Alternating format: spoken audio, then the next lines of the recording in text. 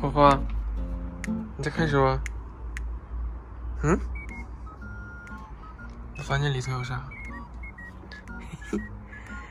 其实小猫有很多地方是特别抗拒别人去摸的啊，就比如说这个，你看，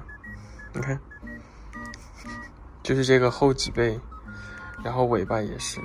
花露水是特别抗拒这条，哎呀，我摸一下怎么了？就特别抗拒这条，这个地方，你看它摸它尾巴，哎呀，它今天有点叛逆，平时摸它尾巴是没有反应的。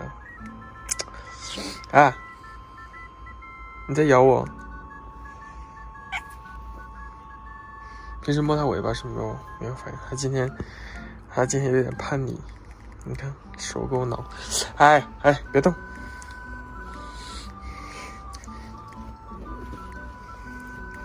你别动，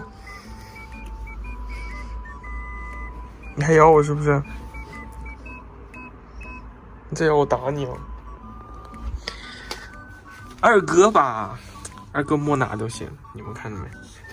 那二哥是只要你愿意摸他哪都行。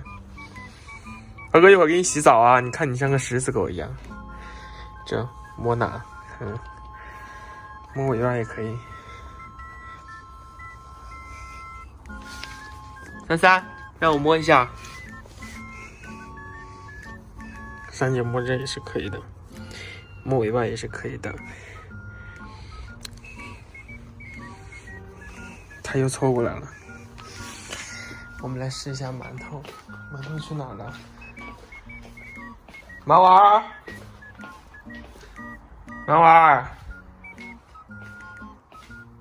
儿，他是不是又躲沙发底下去了？你去那干嘛？啊，馒头，我们把馒头给从沙发底下给捞出来了。